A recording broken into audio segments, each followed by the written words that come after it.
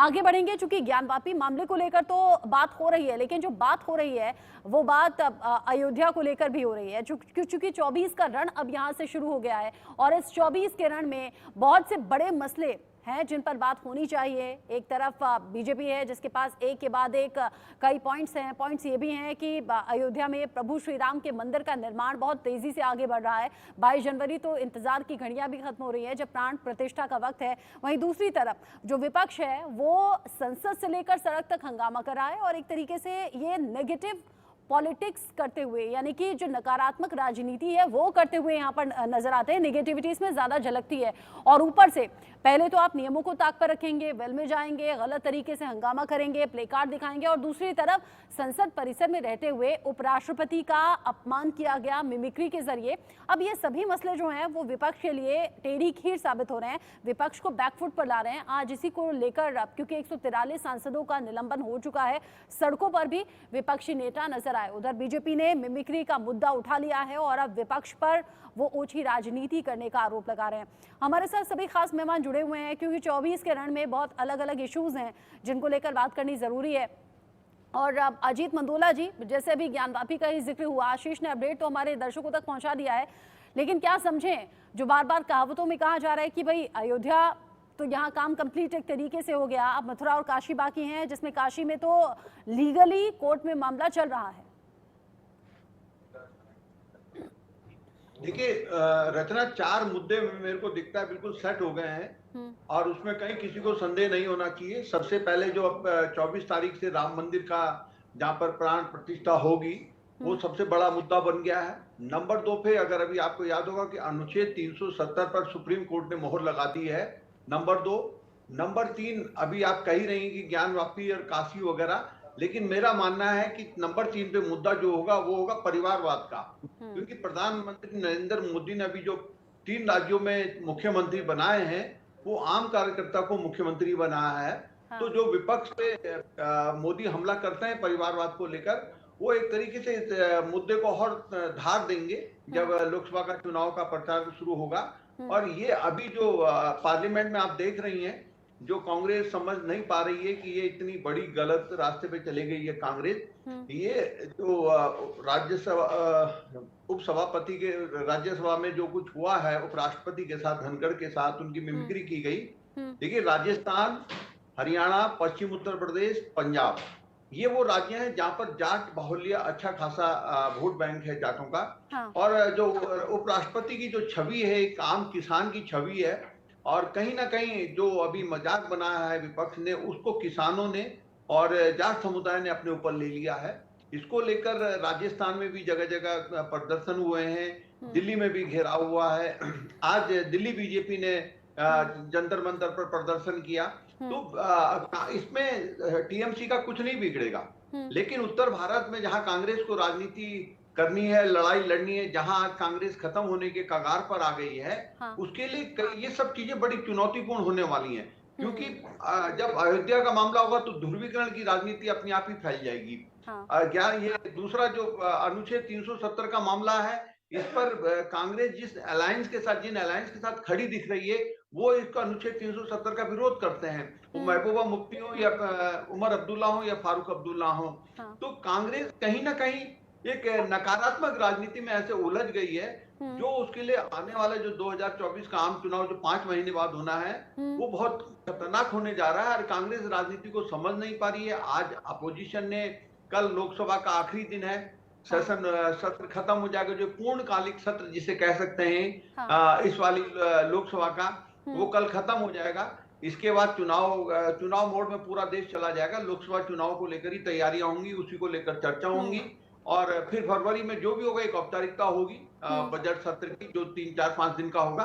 तो मेरा कहने का मतलब ये कि आखिरी टाइम पर कांग्रेस ने फिर गच्चा खा दिया, वो अपोजिशन के जाल में फंस गई। और अब जो सबसे बड़ी पार्टी उत्तर भारत की वो कांग्रेस है, और कांग्रेस क्या जवाब देगी ये देखना होगा। जी, जिस तरीके की नकारात्मक राजनीति हो रही है उसकी चर्चा भी चारों तरफ है और अजीत मंडोला जी ने अभी गिनवा दिया है कि 2024 में बीजेपी कौन कौन से मुद्दों के साथ आगे बढ़ने वाली है और कौन कौन से मुद्दों का सीधे तौर पर फायदा, अगर मैं कहूं तो गलत नहीं होगा, फायदा बीजेपी को मिलने वाला है। ऐसे में विपक्ष के पास क्या है, जहां पर इंडी गठबंधन के साथ साथ चलने की बात हो लेकिन वहां पर भी खटपट की बात हो, ऐसे में बहुत से सवाल उठते हैं। और सवाल आलोक सर इसलिए भी उठ रहे हैं क्योंकि अभी हाल ही में जो इंडी गठबंधन की बैठक हुई उसमें जैसे ही मल्लिकार्जुन खड़गे का नाम सामने आया तो नीतीश और लालू के नाराज होने की खबर भी सामने आ गई। हालांकि ये बात अलग है कि खुलकर कुछ कहा नहीं गया।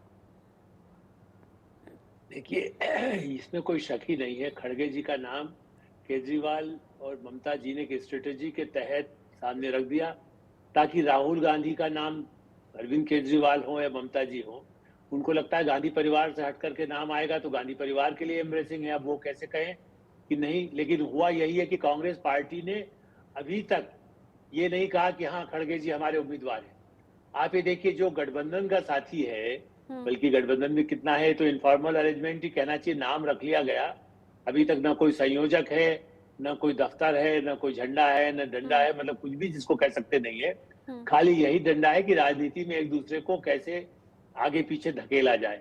और उसके तहत ही कांग्रेस पार्टी क्यों नहीं कहती कि अरे वाह बहुत अच्छा नाम आपने दिया, जब हमें ही नेता मान रहे हो तो हमारे हिसाब से हम आपको इतनी सीटें देने को तैयार होंगे।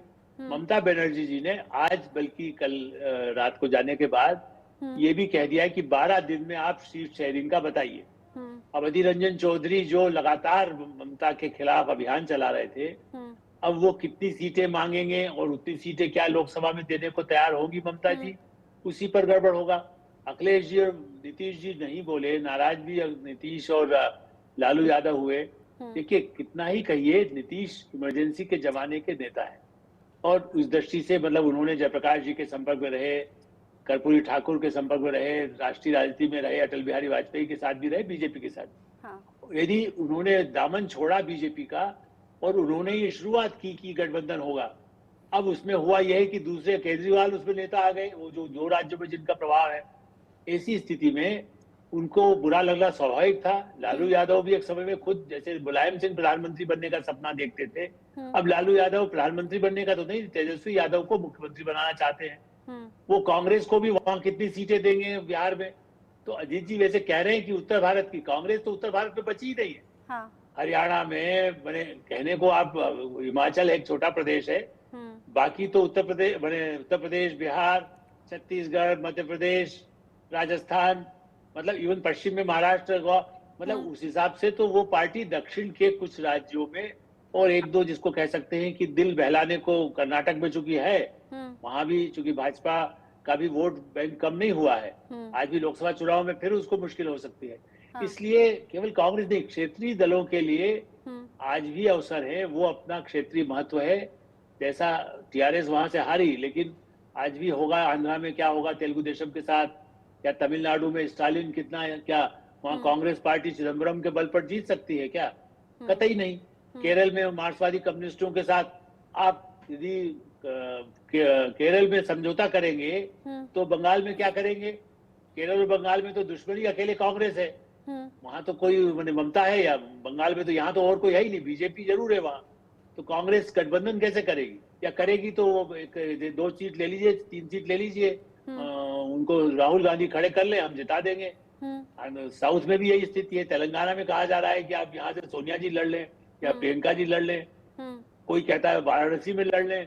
तो वाराणसी में हुआ क्या है कि अखिलेश ये शब्द कहे गए कमलनाथ जी ने, और उसके बाद अखिलेश भी अंदर से दुखी हैं, लेकिन वो समझदार हैं और वो खुल करके कोई आलोचना नहीं करते। मायावती जी ने आज देखिए कितनी इस तरह से गठबंधन ने जिस तरह से मैंने किया है व्यवहार, उसके खिलाफ मायावती जी ने भारी टिप्पणी की कि ऐसे संवैधानिक पदों पर गड़बड़ नहीं होना चाहिए, बिल्कुल, और ये आप लोकतंत्र का नुकसान वो कर रहे हैं। तो मायावती साथ नहीं, अखिलेश साथ नहीं, तो कांग्रेस पार्टी तो उत्तर भारत में भी नहीं है, वो क्षेत्रीय पार्टियों से भी ज्यादा कमजोर होती गई है। और कुछ 1, 2, 3 राज्यों में उसका प्रभाव है। और उत्तर, ये जिस तरह से अकेला चलने की बात करेगी तो उत्तर प्रदेश, बिहार में 1-1 सीट आ जाए, वही बहुत बिल्कुल सही कह रहे हैं आप। और आलोक सर, अभी का अपडेट भी मिल गया है कि जो 3 और सांसद है लोकसभा से वो सस्पेंड हो गए हैं, यानी कि अब विपक्ष के 146 कुल सांसद सस्पेंड हो गए हैं लोकसभा और राज्यसभा से, यानी 3 लोकसभा से सांसद और सस्पेंड हुए हैं। इसी तरह का हंगामा आज भी चल रहा है सदन के भीतर भी, और जैसे हमने शुरुआत में कहा था कि पुराने संसद भवन से लेकर विजय चौक तक भी विपक्षी नेता सड़कों पर दिखे, हंगामा किया, प्लेकार्ड दिखाए और अपनी आवाज बुलंद करने की कोशिश की। मनोज जी, एक तरफ तो लोकतंत्र बचाने की बात हो रही है, वो कह रहे हैं लोकतंत्र को जिंदा रखना है तो विपक्ष की आवाज आखिर क्यों दबाई जा रही है, हमसे बोलने का अधिकार छिन रहा है, हमसे सवाल पूछने का अधिकार छिन रहा है। दूसरी तरफ आप जनता के चुने हुए जनप्रतिनिधि और आप संसद परिसर में रहकर अगर संवैधानिक पद पर बैठे हुए उपराष्ट्रपति का इस तरीके से उपहास उड़ाते हैं, मिमिक्री करते हैं, तो वो कहां तक जायज है। एक तो ये निगेटिविटी है जो विपक्ष पर हावी हो गई है, आपसी खटपट है जो रह रहकर सामने आ रही है, चाहे वो कमलनाथ अखिलेश का जिक्र जैसे अभी आलोक सर ने किया हो, या फिर मल्लिकार्जुन खड़गे का नाम सामने आने के बाद लालू नीतीश की नाराजगी हो। ये जो विपक्ष छिटकता है, बिखरता है बात बात पर, वो कैसे सिमटेगा और कैसे 2024 में मुकाबला होगा। देखिए, सबसे पहले तो मैं ये कहना चाहूंगा कि भारत विश्व का सबसे बड़ा लोकतांत्रिक देश है और यहाँ पे सबको फंडामेंटल राइट्स है, सबको अपने बोलने का अधिकार है।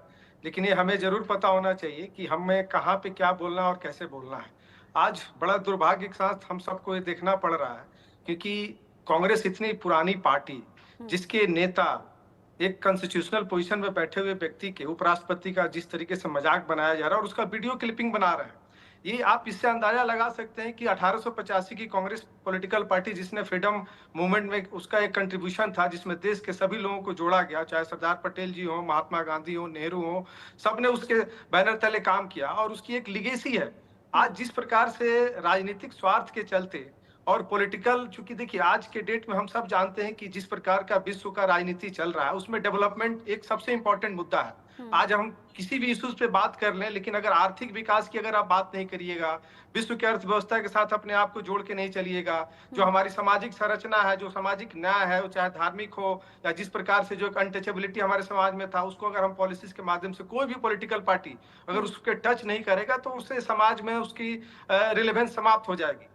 आज अभी हमारे सीनियर आलोक जी ने जिस प्रकार से कांग्रेस की दुर्दशा को बयान किया, मुझे लगता है कि ये कांग्रेस का सबसे बुरा समय आ गया है, क्योंकि इस देश में चूंकि हम जानते हैं कि लोकतंत्र तभी मजबूत होगा जब एक विपक्ष भी रहे, लेकिन आज विपक्ष खुद अपने हाथों से अपना गला काट रहा है और एक तरफ हमारे तरफ देश के जो प्रधानमंत्री जो सबको मौका दे रहे हैं। आप समझ सकती हैं कि अगर लोकतांत्रिक प्रक्रिया की बात कर रहे हैं तो 2014 से लेके और उसके पहले भी जिस प्रकार से अपोजिशन ने उनके साथ एक मिसमैनेजमेंट किया, चाहे कानून के माध्यम से या सामाजिक जस्टिफिकेशन के माध्यम से, उसके बावजूद भी आज वो दिन पर दिन और मजबूत होते जा रहे हैं और विश्व के सबसे बड़े लीडर बनते जा रहे हैं। तो मुझे लगता है कि ये कहीं ना कहीं कांग्रेस अपने लीग को छोड़ चुकी है। और दूसरा जो सबसे इंपॉर्टेंट बात है कि अभी चूंकि आज जो कांग्रेस की जो स्थिति हुई है उसमें जो रीजनल पार्टीज है, आप सब जानते हैं कि रीजनल पार्टीज आज के डेट में प्राइवेट लिमिटेड पार्टी है, उसका जनता से कोई सरोकार नहीं, उसको अपने परिवार के अलावा कुछ सोचना नहीं है, लेकिन आज भी कांग्रेस उनके सहारे आगे बढ़ना चाहती है। लेकिन दूसरी तरफ वही बात है कि जो रीजनल पार्टीज हैं उनको पता है कि जिस दिन कांग्रेस अगर मजबूत हो गई तो उनका रिलेवेंस समाप्त हो जाएगा। तो मुझे लगता है कि जो 2024 का जो इलेक्शन है उसी के लिए एक तरीके का ये नूरा कुश्ती का खेल अभी शुरू किया है इन लोगों ने, क्योंकि आज विपक्ष के पास कोई मुद्दा नहीं है जनता के पास जाने के लिए। क्योंकि आज अभी आप देख सकते हैं कि जैसे ही 3 राज्य के जो रिजल्ट, 4 राज्य के रिजल्ट आए हैं, उससे पूरा देश में एक पॉजिटिव माहौल है, क्योंकि पॉलिसीज के माध्यम से अभी की जो वर्तमान सरकार है, खास करके नरेंद्र मोदी जी ने अपने उनके हर फुट पे, किसी भी फ्रंट पे आप देख सकती हैं कि किस प्रकार से पॉलिसीज के माध्यम से काम कर रहे हैं। समाज का जो अंतिम व्यक्ति है उसके पास कैसे पहुंच रहे हैं पॉलिसीज के माध्यम से, और उसी तरफ जो हमारा सांस्कृतिक राष्ट्रवाद है उसको भी नहीं छोड़ रहे हैं। तीसरा उनका जो एक खास करके जो गठबंधन की जो राजनीति है उसमें भी वो सबको मौका दे रहे हैं। मुझे लगता है कि कांग्रेस एक तरीके से डिरेल हो चुकी है। अगर वो कांग्रेस अपने आप को अभी भी नहीं संभाली तो मुझे लगता है कि वह दिन दूर नहीं कि आज वो 40 से 40 से 4 पे ना आ जाए। एक तरफ बीजेपी है जो विकसित भारत संकल्प यात्रा को देश के कोने कोने तक, हर गांव, हर नुक्कड़ तक पहुंचाना चाहती है और ये बताना चाहती है कि हमारी योजनाओं का लाभ इस अंदाज में आप तक पहुंचा है और इससे ये लाभ आपको हुआ है और आगे भी ये कंटिन्यू रहेगा अगर आप फिर से भरोसा दिखाते हैं तो। ये एक विश्वास जताने का तरीका भी होता है, विश्वास पाने का तरीका भी होता है। लेकिन अजीत जी, 2024 में क्या भ्रष्टाचार बहुत बड़ा मसला नहीं रहने वाला है? तब जब ऑपोजिशन में जितने आप दल अगर एक नज़र में डालेंगे तो शायद ही कोई ऐसी पार्टी है जहां पर ईडी का, इनकम टैक्स का नोटिस ना पहुंचा हो, जिन पर करप्शन के चार्जेस ना हो, जहां से नोटों की गड्डियां ना मिली हो। जनता ये भी तो ध्यान में रखेगी जब कोई भी मिडिल क्लास या उससे नीचे के लोग या थोड़ा अपर मिडिल क्लास जब देखें कि भाई नोटों की गड्डियां ये कहीं ना कहीं तो हमारी गाढ़ी कमाई है जो ऐसे कहीं भी किसी के पास ढेरों पड़ी हुई है और हमारे पास नहीं है। रचना देखो, ये बीजेपी को एक बड़ा मुद्दा मिला है जो अभी ये नोट बरामद हुए हैं, लेकिन मेरा ये मानना है कि अभी जैसे अभी बात चल रही थी कि ममता बनर्जी ने खड़गे जी का नाम ले लिया, मैं बताऊं ये ममता बनर्जी ने रायता फैला दिया इंडिया अलायंस में। ये ठीक उन्होंने वही तरह कर दिया जिस तरीके से प्रणब मुखर्जी राष्ट्रपति बने थे, तो उससे पहले हामिद अंसारी जी को सोनिया गांधी जी ने कहा था कि आप तैयारी करिए, आप राष्ट्रपति बनेंगे, लेकिन ममता बनर्जी ने प्रणब मुखर्जी के समर्थन में बयान देके पूरा कांग्रेस का गेम बिगाड़ दिया था। तो ठीक वही गेम उन्होंने आज फिर ये बिगाड़ दिया मल्लिकार्जुन खड़गे जी का नाम करके, क्योंकि पार्टी कांग्रेस पार्टी में भी उनके नाम को लेकर सहमति नहीं है। अब रही बात ये भ्रष्टाचार के मुद्दे की, देखो कांग्रेस के खिलाफ बीजेपी ने 2014 में भ्रष्टाचार बहुत बड़ा मुद्दा बनाया था, और मजेदार बात यह है कि वो मुद्दा अभी तक जिंदा है बीजेपी के लिहाज से, और कांग्रेस कहीं ना कहीं उस मुद्दे पर बैकफुट पे है। अब ये नोट जिस तरह से बरामद हुए हैं तो बीजेपी के लिए एक और मुद्दा ये जुड़ गया है। हालांकि मेरा मानना है कि ये बीजेपी का जो अगला बीजेपी चुनाव लड़ेगी 2024 का, वो पूरी तरीके से अयोध्या, अनुच्छेद 370, परिवारवाद, ये मेन मुद्दे होंगे। और कांग्रेस अगर भ्रष्टाचार को मुद्दा बनाने की कोशिश कांग्रेस ने मध्य प्रदेश में करी थी, कर्नाटक चुनाव में करी थी, बीजेपी पर भ्रष्टाचार के आरोप लगाए थे। कर्नाटक में तो एक अलग तरह का चुनाव था जिसको कांग्रेस ने मान लिया कि उनकी वापसी हो गई है, जो कि नहीं थी। बीजेपी का वोट इंटैक्ट रहा और जेडीएस का वोट कांग्रेस को मिला और कांग्रेस जीत गई। मध्य प्रदेश में कांग्रेस ने बहुत बड़ा मुद्दा बनाया था भ्रष्टाचार को, लेकिन ना वो वहां पे चला ना राजस्थान में चला। राजस्थान में बीजेपी ने मुद्दा बनाकर जीत हासिल कर ली, लेकिन कांग्रेस मध्य प्रदेश में जीत हासिल नहीं कर पाई। उल्टा अब तक का सबसे खराब प्रदर्शन कांग्रेस ने कर दिया। तो कहने का मतलब ये कि कांग्रेस को अभी कांग्रेस की वर्किंग कमेटी शुरू हो गई है, और कांग्रेस की वर्किंग कमेटी में भी मेरा मानना है कि सबसे बड़ा मुद्दा यही रहने वाला है कि हम करें क्या, हम किन मुद्दों को लेकर केंद्र सरकार को घेरें, क्योंकि अभी तो पूरी तरीके से कांग्रेस धाराशायी है 3 राज्यों के चुनाव परिणामों से। और अभी भी ये जो घटनाक्रम लोकसभा के आखिरी अंतिम पूर्णकालिक सत्र में कांग्रेस ने कर दिया टीएमसी के चक्कर में, वो कहीं ना कहीं कांग्रेस इस वक्त बहुत बैकफुट में। अब कार्य समिति में क्या माथापच्ची चली होगी, क्या मुद्दे होंगे, राहुल गांधी फिर से भारत जोड़ो यात्रा निकालेंगे, वो यात्रा पैदल होगी, गाड़ी में होगी, अब वो सफल होगी कि नहीं होगी, कांग्रेसी खुद आशंकित हैं। और कांग्रेस का एक बड़ा धड़ा नाराज भी है इस बात से, मेरे को जो जानकारी मिली है कि कांग्रेस उस अलायंस के साथ क्यों खड़ी हो गई जो ध्रुवीकरण की राजनीति को, बीजेपी को ध्रुवीकरण की राजनीति करने का मौका देंगे।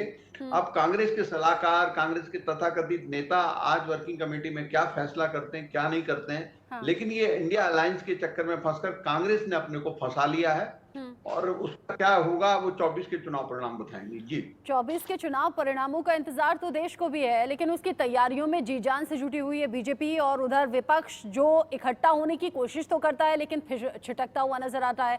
जैसे हमने कहा कि संसद के भीतर भी और संसद के बाहर भी विपक्षी नेता हंगामा कर रहे हैं। आज और 3 सांसद निलंबित हो गए हैं, 146 हो गई है टोटल ये संख्या, जिसमें अब 146 विपक्षी सांसदों के निलंबन के बाद अब विपक्ष का अगला कदम क्या होगा, ये देखने वाली बात होगी। पुराने संसद भवन से विजय चौक तक आज मार्च निकाला गया, सरकार से सवाल पूछते हुए, हाथों में बैनर पोस्टर लेकर लोकतंत्र बचाओ के नारे लगाते हुए विपक्षी नेता नजर आए।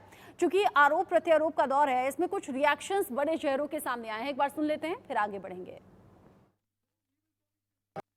आज हम जो ये प्रोटेस्ट कर रहे हैं, ये प्रोटेस्ट सरकार के खिलाफ ये आंदोलन है। सरकार ये नहीं चाहती, मोदी जी ये नहीं चाहते, और सदन के मुखिया है वो भी नहीं चाहते कि सदन चले। निलंबित सांसदों का इतिहास में कभी नहीं हुआ, न करना चाहिए, ये ठीक नहीं है। क्योंकि संसद में क्या होता है, विपक्ष को समझा बुझा के, मैं तो संसदीय कार्य मंत्री और जेटली जी, सुषमा स्वराज सबके पास जाता था, समझा बुझा के बिल पास कराता। विपक्ष को बाहर कर दो और खाली अपनी पार्टी को लेकर बिल पास करा लो, तो वैसे हुआ कि जैसे भाजपा पार्लियामेंट्री पार्टी की मीटिंग बोला, उसमें बिल पास करा लो। देखिए, आपको याद होगा गाजीपुर में जाट किसान जब बैठे हुए थे तो भाजपा के लोग पुलिस वालों को कह रहे थे कि लठ चलाओ, हम तुम्हारे साथ हैं। तब ना किसानों का अपमान हुआ ना जाटों का अपमान हुआ। जब जंतर मंतर में हमारी पहलवान बच्चियां बैठी हुई थी, वो जाट फैमिली से भी थी, सेक्सुअल हरासमेंट उनका हुआ, तब जाट का अपमान नहीं हुआ, तब किसी का भी अपमान नहीं हुआ। आप याद कीजिए कि जब मीरा कुमार जी स्पीकर थी, पूरे चैनलों में उनकी मिमिक्री हो रही थी, तो मीरा कुमार जी ने नहीं कहा कि यह दलितों का अपमान है। ये सिर्फ और सिर्फ अपने अहंकार को बचाने के लिए और जो सदन की सुरक्षा पे चूक हुई है उसको बचाने के लिए, अपनी कमजोरियों को बचाने के लिए जिस तरह की छोटी राजनीति का परिचय आज भाजपा सरकार ने दिया है, ये बहुत बड़ा हमारे इतिहास के लिए काला धब्बा है। तो इन्होंने लोकतंत्र का अपमान करा है विपक्ष ने। ये मिमिक्री नहीं, ये मौकरी थी। ये एक जाट पुत्र का अपमान था, ये एक किसान पुत्र का अपमान